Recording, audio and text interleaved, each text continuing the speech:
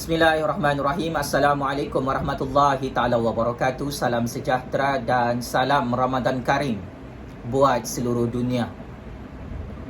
Pakcik Makcik Oto Arum, tajuk perbahasan politik kita pada hari ini berbunyi, adakah kerajaan Ismail Sabri akan tumbang pada 11 April tahun 2022?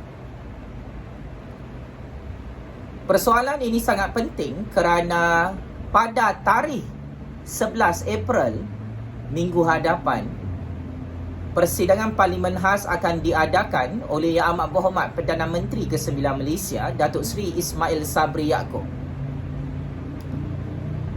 Atas tujuan apa persidangan Parlimen Khas dibuat oleh Ismail Sabri?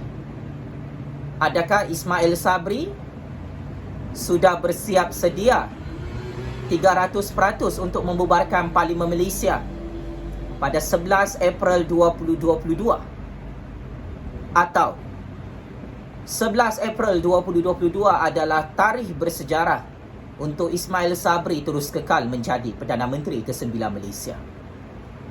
Persoalan-persoalan ini saya sebagai Kingmaker Politik Malaysia akan membongkarkan dan menganalisis secara kritikal percaturan real politik Malaysia yang terbaharu, yang akan menyaksikan persaingan yang cukup sengit dalam percaturan real politik Malaysia di bulan Ramadan ini.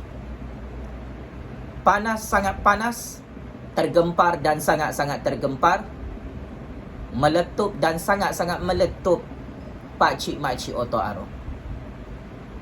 Tarikh 11 April 2022 sememangnya penentu kepada nyawa politik Ismail Sabri dalam institusi Parlimen Malaysia sebagai Perdana Menteri. Kenapa saya katakan seperti itu? Tujuan persidangan Parlimen Khas 11 April 2022 adalah pembentangan rang undang-undang anti lompat parti. Rang undang-undang ini sememangnya dibuat untuk mengekalkan kerajaan Ismail Sabri di Putrajaya. Rang undang-undang anti lompat parti ini dibuat adalah untuk mengekalkan kerajaan UMNO BN di Putrajaya. Akan tetapi, berdasarkan rahsia sulit percaturan real politik Malaysia, berdasarkan secret information yang saya terima sebagai kingmaker dalam percaturan politik Malaysia, ada beberapa parti politik musuh UMNO BN yang tidak setuju dan tidak menyokong rang undang-undang anti lompat parti yang akan dibentangkan oleh Ismail Sabri Yaakob pada 11 April 2022. Ada juga beberapa pemimpin kerajaan mahupun pemimpin blok pembangkang serta blok bebas yang tidak bersetuju dengan pembentangan rang undang-undang anti lompat parti ini. Maka bertitik tolak daripada perkara tersebut, persoalan paling panas, jika rang undang-undang anti lompat parti ini gagal diluluskan dalam Parlimen pada 11 April 2022, maka saya menjangkakan dan meramalkan kerajaan Ismail Sabri akan tumbang dan runtuh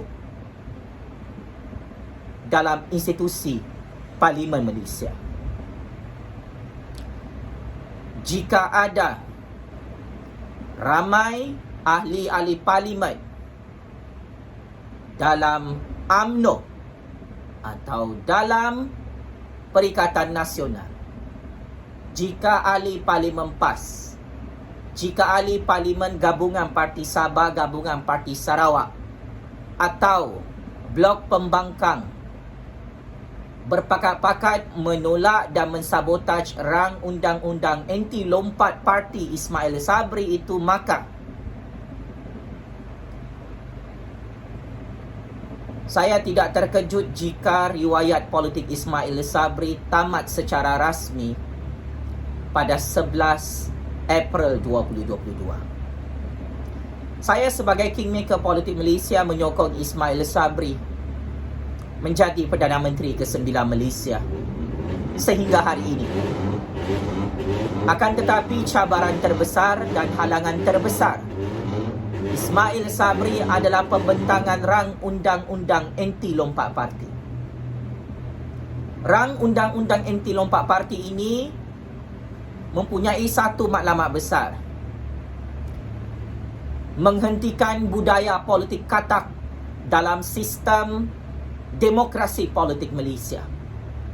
Ini adalah rang undang-undang yang sangat penting dan saya kira merupakan senjata besar Ismail Sabri untuk terus menjadi Perdana Menteri ke-9 Malaysia. Tetapi dalam masa yang sama, rang undang-undang anti lompat parti itu juga adalah senjata yang boleh membunuh Ismail Sabri. Pakcik Makcik Oto Arum, percaturan real politik Malaysia ini sememangnya cukup complicated. Sememangnya tidak stabil lagi politik Malaysia ini. Maka dengan itu Ismail Sabri telah memberanikan dirinya untuk memanggil ahli-ahli parlimen dalam kerajaan, Blok Pembangkang dan Blok Bebas untuk hadir dalam persidangan parlimen khas 11 April 2022. Berdasarkan rahsia sulit saat ini, ada beberapa parti politik dan ahli-ahli parlimen yang sedang bersiap sedia untuk melompat keluar daripada kerajaan Ismail Sabri. Jika sebelum 11 April 2022 ada beberapa parti politik dalam blok kerajaan yang mengisytiharkan keluar daripada kerajaan Ismail Sabri, maka disitulah klimaks tumbang dan hancurnya kerajaan UMNO BN yang dipimpin oleh Ismail Sabri di Putrajaya. Status quo politik semasa hari ini kita melihat satu pakatan politik baharu sedang disusun dan diatur. Walaupun pakatan politik melibatkan parti pembangkang, parti bebas, termasuk Perikatan Nasional, masih gagal untuk dibentuk bagi melawan UMNO BN di Putrajaya. Akan tetapi tidak mustahil jika di saat-saat akhir semua parti musuh UMNO BN yang mahu menghantar Najib Razak, Zahid Hamidi dan Rosman Mansur check-in dalam penjara negara Malaysia akan bergabung dan bersatu semula seperti PRU 14 lalu.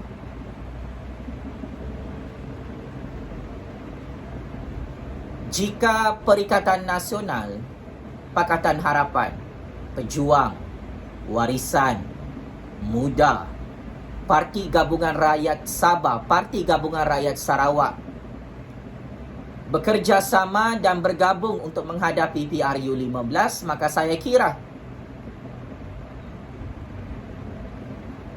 ia akan terus menghancurkan kerajaan Ismail Sabri, kerajaan Najib Razak, kerajaan Zahid Hamidi, kerajaan UMNO BN pada PRU 15.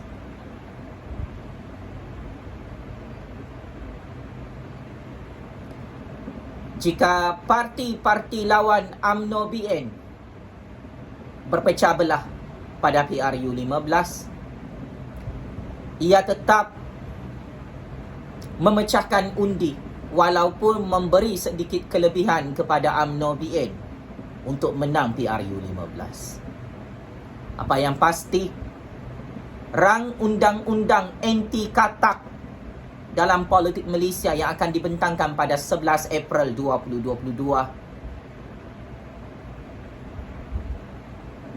menjadi penentu kepada nyawa dan riwayat politik Ismail Sabri bersama UMNO.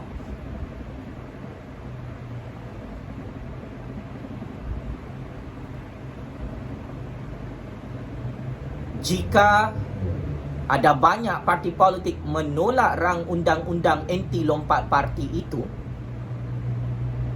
maka Ismail Sabri perlu bersiap sedia untuk membubarkan parlimen bagi mengadakan PRU 15 segera.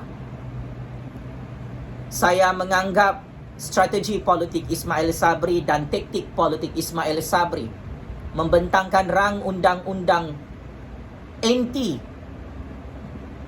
lompat parti adalah bertujuan untuk mengadakan PRU 15. Saya dapat membaca dan mentafsir Ismail Sabri sudah bersedia untuk membubarkan parlimen bersama kerajaan UMNO BN pada 11 April 2022. Kerana Ismail Sabri tahu rang undang-undang anti lompat parti itu tidak disokong oleh banyak parti politik. Jika rang undang-undang anti lompat parti itu tidak diluluskan dalam parlimen,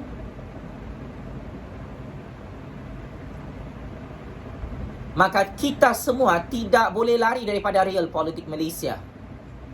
Suka ataupun tidak, PRU 15 wajib disegerakan untuk diadakan dan dilaksanakan selepas Hari Raya Aidilfitri.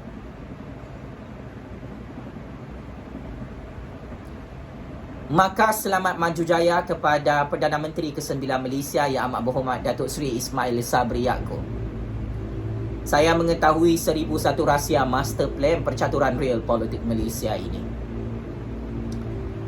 Saya kekal menyokong pemerintahan kerajaan UMNO BN dan Perikatan Nasional di Putrajaya. Tetapi jika UMNO BN bercerai talak 3 dengan Perikatan Nasional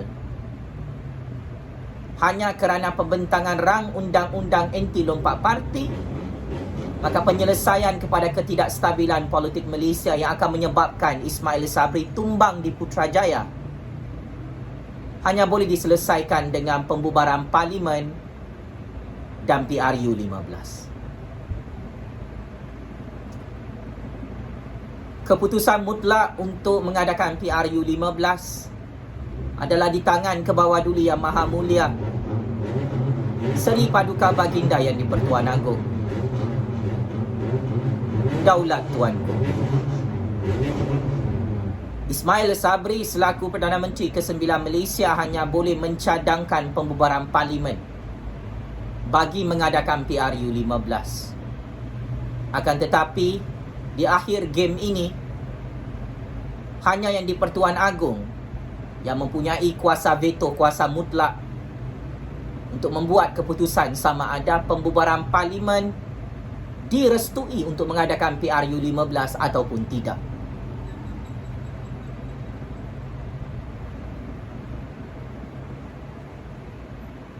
Rang undang-undang anti lompat parti ini sememangnya dibentangkan dalam Parlimen Malaysia untuk menghancurkan Muhyiddin Yassin, untuk menghancurkan Tun Dr. Mahathir, untuk menghancurkan Perikatan Nasional dan parti-parti lawan UMNO BN yang lain. Maka saya menganggap pembentangan rang undang-undang anti lompat parti ini jika gagal pada minggu hadapan,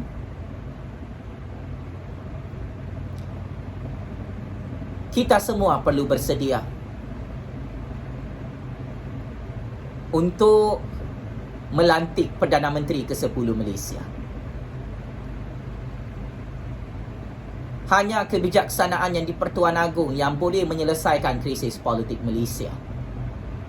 Sama ada yang di-Pertuan Agong memilih Perdana Menteri ke-10 Malaysia melalui PRU 15, atau yang di-Pertuan Agong akan menggunakan pendekatan yang sama, temu duga jawatan Perdana Menteri ke-10 Malaysia di Istana Negara Kuala Lumpur.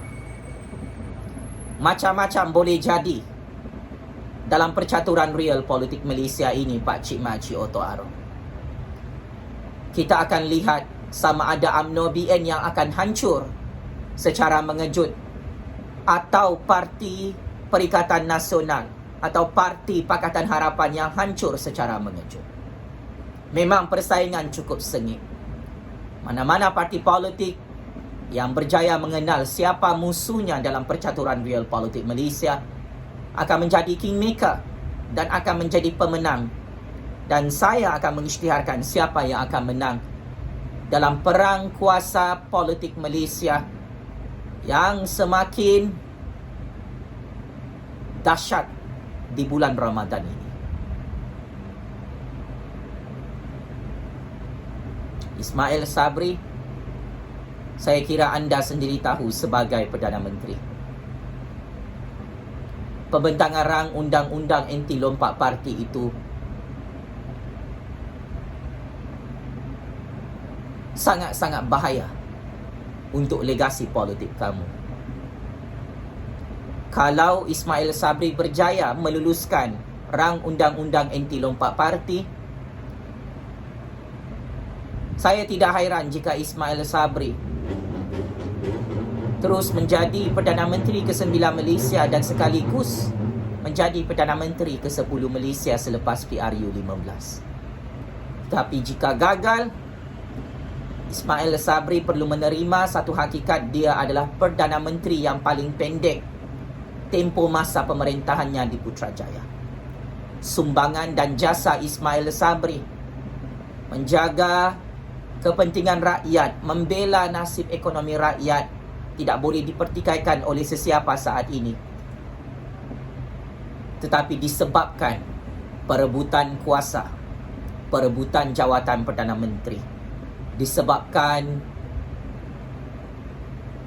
kluster kleptokrat penyamun, penyangak dalam UMNO, Ismail Sabri secara prospek terpaksa dikambing hitamkan untuk digulingkan dan dihancurkan di Putrajaya oleh parti-parti musuh UMNO BN. Jika UMNO BN tumbang bersama Ismail Sabri pada minggu hadapan, saya menjangkakan itu adalah permulaan dan pengakhiran kepupusan parti UMNO. Jika Ismail Sabri dan UMNO berjaya melalui semua cabaran dan halangan, saya tidak terkejut jika UMNO BN kembali berkuasa di Putrajaya dengan sangat-sangat berkuasa. Mana-mana parti politik yang membuat strategi politik yang bijak tentang perang undang-undang anti katak politik Malaysia itu, Perikatan Nasional, Pejuang dan Pakatan Harapan boleh berjaya menghancurkan UMNO BN sekelip mata. Jika gagal, maka yang akan hancur adalah Perikatan Nasional, Pakatan Harapan, Pejuang dan parti-parti lain. Selamat maju jaya untuk semua parti-parti politik. Saya sebagai kingmaker politik Malaysia sudah menjangkakan perkara ini pasti berlaku. Tidak ada masalah jika Ismail Sabri sudah bersedia untuk berundur dan letak jawatan jika rang undang-undang anti lompat parti itu gagal dalam persidangan Parlimen khas minggu hadapan. Tetapi adakah Najib Razak Zahid Hamidi dan Rosma Mansur bersedia untuk check-in dalam penjara Sungai Buloh jika PRU15 diadakan secepat yang mungkin? Sekian, wabillahi taufik wal hidayah. Wassalamualaikum warahmatullahi ta'ala wabarakatuh. Checkmate and game over, bosku. Terima kasih.